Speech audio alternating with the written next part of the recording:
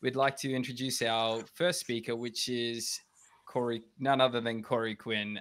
He's going to be taking us through Route 53 as a database. Now, correct me if I'm wrong, Helen. Did we cover Route 53 as a database during our overview of the data services? Yeah, well, it's so common. I don't know why we didn't cover it off. What the hell is wrong with people in Australia? Route 53? No, it is Route 53. Please. You've also been talking about databases, whatever those might be. Most of us call them databases. Let's just agree to all be wrong, call them dirtaburses, and suddenly everyone's unhappy. Why not? Hilarious. Yeah, so I'll be ranting for a little bit, and then you can come back and feel free to throw questions into the Twitch chat. The second half of this basically becomes an AMA as it devolves into chaos. See, I'm in San Francisco, and it's still Sunday here, Sunday afternoon. The sun isn't even down yet. So you're getting weekend ridiculousness, not weekday ridiculousness, which is a little bit different. So we'll see how it winds up playing out. Oh, someone's already called out I have the COVID man bun. Yes, I do. It was either that or shave my head, and I look like a giant walking schlong. So there's really no good way to solve this. Either way, I look silly. This way, I get to experiment a little bit. But we'll get there. As mentioned, I am Corey Quinn. I'm on the Twitters as Quinny Pig. Some of you may be familiar with that. I also write the Last Week in AWS newsletter. That's lastweekinaws.com. Check it out if you haven't. You'll regret that you did. As Helen mentioned, reInvent is coming up soon, AWS's own version of Google Cloud Next. And Google made their ridiculous thing, basically the psychotic cloud groundhog from hell, where it's going to be 9 weeks of videos that we dump every week. And it's awful. But AWS looks at that and says, we can do a shittier thing than that. So they're doing this for 3 full weeks. It's basically like the last 5 days in the United States have gone stretched out, where no one can tear themselves away from the train wreck currently unfolding in front of them. And they think it's going to be okay, but they're not sure. I'm going to be doing something vaguely similar and sarcasming my way through the entire event at a place called ReQuinvent. That's right. ReQuinvent.com will have my ridiculous nonsense ready to go. So yeah, 3 weeks of that is going to be nonsense. But that's not what this talk is about. This talk is about using Route 53 as a dirtaburse. People take all kinds of different approaches to that. Musical accompaniment. And Route 53 is into database. While I'm here singing this song, Army has only 2 syllables. I disagree and commit when I'm wrong. Yeah, so we've talked a while now as a running gag about using Route 53 as a database, only it's not really a running gag. It can be done. Text records in DNS are incredibly versatile. That's sort of the entire point. Now, regardless of what you say about things like Istio and various other forms of service mesh, they all more or less do the same thing of pointing different things where they need to go. And most of these things are riding on top of DNS. Well, DNS is incredibly extensible. So I started talking about using it as an inventory management system, and half of Twitter looked at me like I was insane. They're not far from wrong, but I'm also right on this. But they're turned into, I guess, some interesting conversations, and they're right. There's not a whole lot of relational data models that work out as well. Not every piece of data winds up working in a Route 53 schema. So this sort of led to an interesting question of what else can we do with AWS? Now, Ben Kehoe, a community hero, I believe. He might be a serverless hero. He might be a robot hero. All we know is he's extremely AWS heroic. And I have been going back and forth for years now on what he terms PackRatDB. Namely, how much data can you shove into an AWS account for free? So I started doing some numbers on this, and it's surprisingly high. Because the easy starting point everyone goes with is great. You get 75 gigabytes of storage in Lambda in every account that they don't charge you for. And that's awesome. Some lunatic on Twitter at one point came up with this great model by which you could use that as a streaming video source. And you probably don't want to do it, but you can. And by the way, everything I'm about to say probably violates every term of service they have. Don't actually do that. But then I started going through the obvious stuff like, okay, every resource you get can have a tag up to 50 tags per item. How much data can you shove into tags? How does that key space wind up evenly distributing things out? But then I started doing actual math, because you also, in the AWS free tier across a bunch of different services here, wind up getting it a few other places, like 20 gigs of data for free in RDS, 5 gigs in S3, 25 gigs in DynamoDB. We have Richard in the chat saying 75 gigs per region. That's not actually called out anywhere, mind you, in the AWS docs. So I'm trying to wind up being a little bit more, I don't know, objective on this. Another gig in Cloud Directory, 10 gigs incognito, 5 gigs in EFS, 30 gigs for EBS, and so on and so forth. But the thing that really tipped it over the edge here was that you wind up getting 30 days of a free trial with 1 terabyte of storage per user for WorkDocs. And you get up to 50 users free, which means, I do the math, you're getting slightly under 54 terabytes of data for free in every AWS account. Take it a step further. If you really think about this, you're also able to get up to 4 AWS accounts in your AWS organization before asking for a limit increase. Now, fill an AWS account with all of this nonsense, and suddenly you're going to have some interesting questions to answer when they ask why you want to add more accounts. But that's neither here nor there. So at that point, we are a little bit over 200 terabytes per free AWS account without ever having to talk to AWS about anything.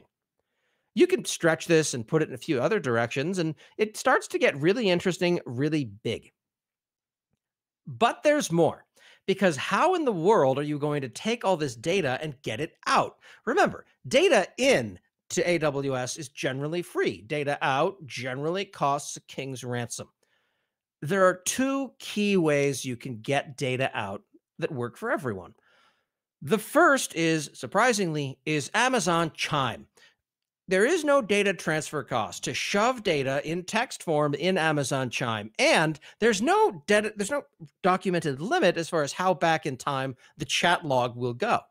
Now, certainly there's going to be someone looking at this and asking questions, but they really should have put a warning on the label if they didn't want us to misuse it that way. That's the easy way.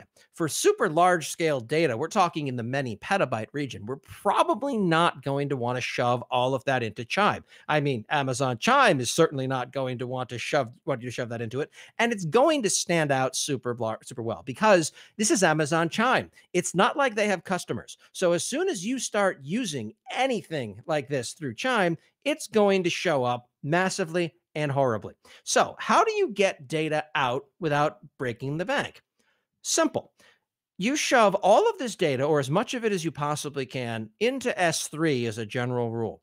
Then you come up with some absolute nonsense reason to sue AWS. It doesn't really matter what you're suing them for, but as a part of that lawsuit process, you demand access to all of that data as a part of discovery, because it's going to clearly prove your case and exonerate you. So when they deliver all of that data to you, maybe printed on paper in the back of a truck, we don't know, but again, work with me here.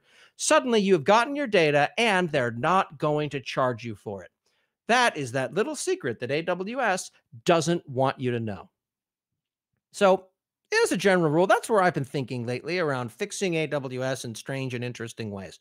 There are other areas that I didn't get into that they don't actually document as far as places to store free data in. Honeycode, for example, has a limit of, I think, 100K per table, or 100K items per table. It's not clear exactly how much data you can shove into that, and it's Honeycode, so it's not exactly great to begin with. But all that is to say, there's a whole bunch of places you can shove data into.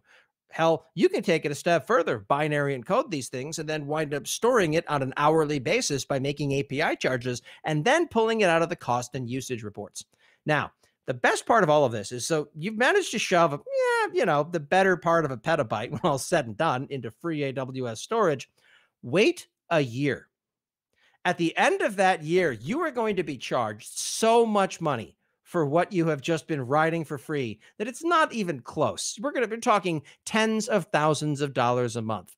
It's a very vast gulf between what's free today and what's not free tomorrow. Some of these things have a 30-day free trial, some have 60 days, some have 12 months, and some are free forever. Why? Because honestly, there's no rhyme or reason to an AWS bill. That mostly covers the insane rant I wanted to cover. We're going to turn the rest of this into something approaching an Ask Me Anything session, or are you serious with anything that you've just said? Sort of, kind of, maybe, All right. Hosts, take it away. What can I answer for people? I haven't been paying close attention to the chat, so I'm assuming people are just piling insightful architecture questions that I can help solve their production problems with solutions like this. Remember, modern cloud problems require modern solutions. Okay, well, that's really put us on the spot. I did. Handball it over to you. Oh. No, let's.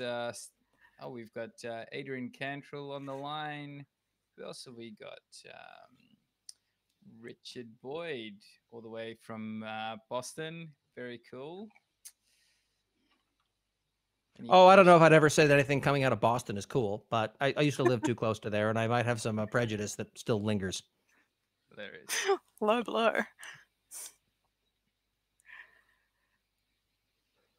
It does look like Richard was correct. There is, in fact, 75 gigabytes of function and layer storage per region. So now that there are, 24 regions-ish that you can wind up hitting, that becomes significantly larger. You're right. I missed a whole bunch of free storage space. Good job, Richard. I will give you credit on the service ticket that I wind up filing when I start having problems. Robert Tables has asked if you roll a new count under an existing organization, does that fall under the free tier, or do you get a new set of free tiers with that account? There's one way that it does count as a new set of free tier, and I see it periodically on my own thing, which is nuts. I don't remember whether it's the take an existing account that you spun up separately and shove it in, or if it's the provision something new with Control Tower. One of them works, one of them doesn't. So test it before you shove the better part of a petabyte into that new account to see if you're getting charged for it. But yeah, there is a way to get basically the eternal land of free tier there. One of the benefits by doing this, incidentally, is that it keeps your data mobile. It doesn't wind up sitting still for very long and gathering dust, because if it does that, you start to get charged for it. So you need to continually move this thing into different various different accounts so you can stay within the free tier. For those 30-day free tier things, that can be a lot. That can be basically constant movement. When the data spends more time living on the wire than it does on disk, that's called a storage area network. When you start running out of storage, what you have to do then is wind up putting things further away so that you can send all the data before it comes back. You can do this with both physical distance and, of course, longer cables. Hilarious. Helen, help me to any insights on COBOL, Corey? Yes, apparently it's a great way to print money because no one uses it except, surprise, everyone uses it, but for some reason they never teach it to people nowadays. There are some companies like IBM who are big fans of COBOL just because they still think it's 1970 in basically every aspect of their business. But it is the sort of thing that runs this one weird workload. Oh, so what workload is that? Oh, the entire ATM network. Or, yeah, that thing that makes all the money, that calculates risk, and we're an insurance company. It lasts forever, and you can never get rid of it because no one knows all of the things that it touches. I have seen people shove COBOL into Kubernetes, which is just basically crossing the streams awfully. But what I really want to see is COBOL inside of AWS Lambda. The 15-minute lifetime might be a bit of a problem there because, honestly, who can do anything in 15 minutes if COBOL is still something you're working with? But that's neither here nor there. I think the technology is going to be awesome. Hey, someone says that they've seen COBOL in Lambda. It was awful. Oh, I was predicting it was going to be this great thing that somehow we would have worked out magically. Like, there's no way that story was going to end well. Get serious. Of course it was awful. So, Helen, we've got a question from Ian McKay. Did you want to read that one out? Yeah, so if I'm reading it correctly, it's how much data can we squeeze into tag keys and values? 50 key, good question. The actual limits, I want to say it's someone will correct me on this, but this is why I don't do things off the top of my head. 50 tags per item, and then you can wind. I don't remember what the key size was, but the tag size I want to say was 256 characters. Please don't quote me on that, but I'm sure that'll be hilarious. Remember, you can also pre-compress all this data too before you start splitting it across the entire key space. Beyond that, it goes even further because it's then listed because tags are free. How many resources can you shove into accounts? Because think about this. You have IAM users, which cost you nothing. You have IAM roles, which cost you nothing. You have all these different things you can spin up, like security groups. They don't cost you anything. VPCs, they don't cost you anything either. But for God's sake, don't put a managed NAT gateway in there. That's going to start costing you all the money. Don't have unattached EIPs, or suddenly your attempt to scam a bunch of free data storage out of AWS gets completely shattered when they start billing you for these things. I mean, please, let's keep our eye on the prize here. But yeah, you can wind up effectively shoving a tremendous amount of nonsense. Hey, okay, and there's Richard, obviously cheating by reading the documentation. 127 characters for the key, 255 characters for the value. But is that 255 counting in geek, starting at 0 or not? I'll let him try it and see. Very cool. Yeah, perhaps base 64 encoding some of those values, perhaps. Richard's also asked, how much data can you store in Snowball Edge, for instance? If you get a Snowball Edge for free, that's a whole separate argument, but you've never been able to get one of those for free. So I sort of didn't look into that at all. You can shove 50 gigabytes of data into code commit, though, which is like GitHub, except nobody uses it.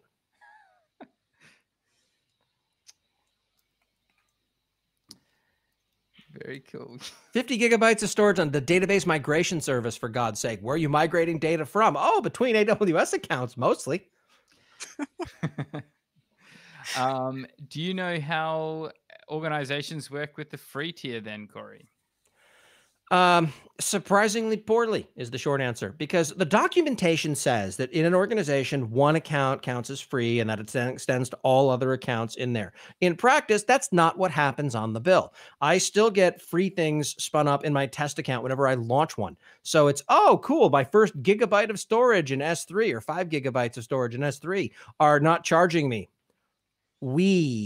That's money. That's relevant. That's, yeah, it's who cares money for the most part. To be blunt, I'm not super deep on the free tier because this may surprise people. When I go in and fix companies' AWS bills, how much are we able to fit into the free tier is, to date, not a single customer has ever asked me that question. Ooh, interesting. Yeah, it's always the big number. It's like, oh, great, when you're spending, $50 million a year on AWS, it's hard to start doing surprising things to the bill. The model changes, because if I drop my credentials onto GitHub, for example, or GitHub, depending upon pronunciation, and someone starts spinning up a shit ton of things to wind up mining Bitcoin, great. How do I see that? Well, my bill went from $37 a month to $18,000. Cool, I'm going to see that. How much Bitcoin do they have to mine to move the needle on a $7 million monthly bill? Pretty much all the Bitcoin. It's harder to see these things. The bill stops being a good early warning system when you're no longer in small number territory. So getting on to, I guess, you're a cloud economist. You see a lot of customer bills, and generally speaking, in a state that probably where they need a bit of optimization, to probably put it politely. What are some of the most expensive mistakes that you've seen on an AWS bill? Any cool stories coming out of that? Sure. It's stuff that you probably would see a bit differently. You've got this entire nonsense world of people thinking, okay, I'm going to build this complicated system that dynamically scales up and then immediately scales down my development environments. But then you look at production environments and no one's bought an RI for 18 months. No one's heard of savings plans, and people haven't done any baseline optimization. You have 5 petabytes hanging out in your data warehouse. Who wound up spinning that up? Well, the answer was someone 8 years ago who then left for another job and no one ever bothered to delete it. So it's the big money wasters are never the exciting, intricate, one weird trick Andy Jassy doesn't want you to know.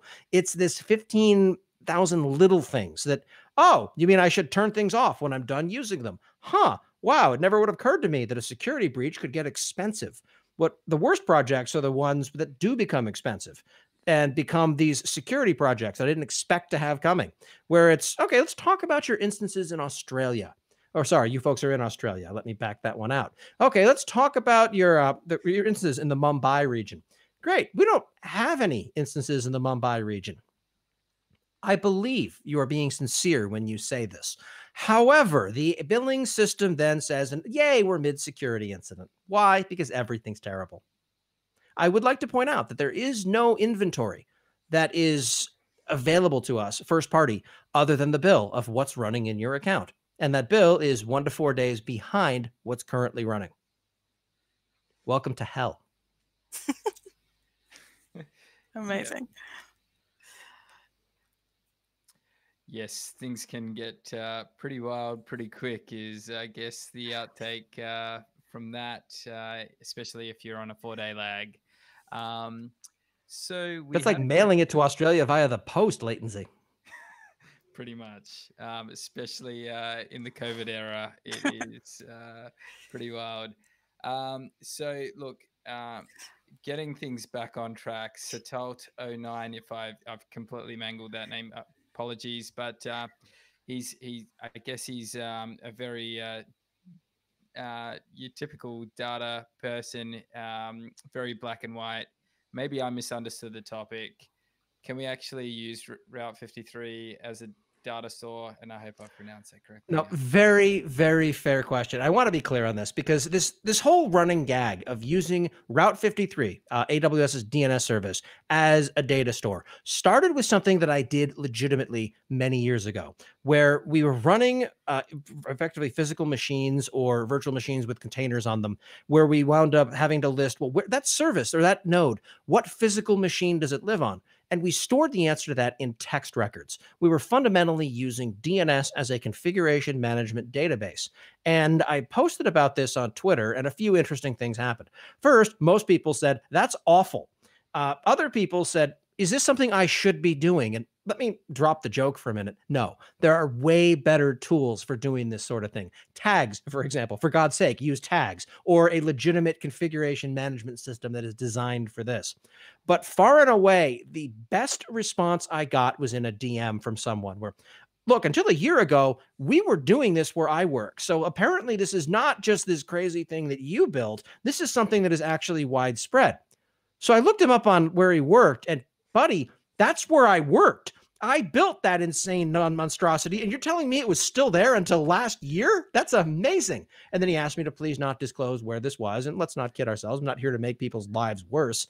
But yeah, it's so bad that people started legitimizing it, and then I realized, I should probably back this up a bit. But yeah, you can use tags. You can use DynamoDB. You can use a bunch of open source projects that wind up helping solve this problem. But partially this is what service discovery is for as well. And the problems we were trying to solve back then aren't really the problems we have to deal with today. Back then, it was problems such as, okay, we have the primary and we have the replica as virtual machines. That's great. Could we maybe please not put them on the same physical host for a variety of excellent reasons? So being able to have some terribly broken bash scripting that did some placement logic around this was why that whole thing worked, because we could hook DNS from anything. Now, there are way better tools to do that, but that's where the joke came from. Please don't actually do this. It's funny. It gets a laugh. But if it's something that starts going into production, you probably have gone off the rails somewhere. I'm all for a good joke. I'm not for getting people fired most days. Yeah, that makes total sense. So look, you've recently became a father again. And so tell us. Yes, Dad 2.0, Dad harder. Yes. Tell us a little bit about that. And is it like working with CTOs? No, because when you change the diaper, the baby stops crying as a general rule. It was weird because it's the first time the first time I had a kid, it was great because it was this world-changing everything for me, where suddenly I went from being not a father to being a father.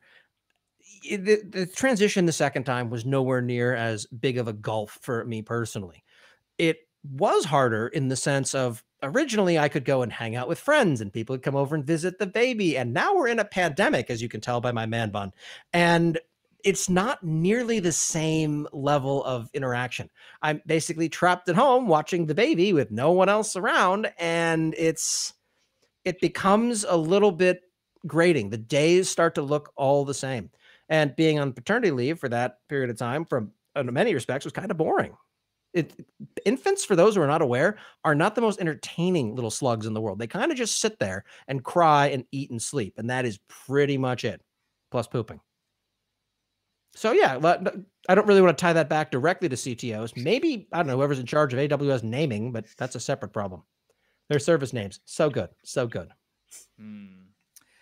Another left field question for you. What is the fastest way to lose money in AWS, and why is the answer NAT Gateway?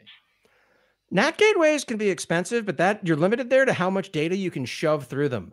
You have so that's 4.5 cents per gigabyte shoved through them. But depending on what you're sending to where to the outside internet, you can get charged more than that, but it has a nice doubling factor. The fastest way are probably going to be single one-off API calls, like enabling a, the Shield Advanced is a $36,000 a year thing with a single API call. But from a pure mathematics perspective, the most expensive single API call you can make is buying a savings plan. It's what is the amount of money you're committing to spend and over the next 1 or 3 years. And it's weird because what's documented in the service limit story doesn't really get into this. There's some JavaScript that prevents you from putting numbers above a certain size into the buy a savings plan form.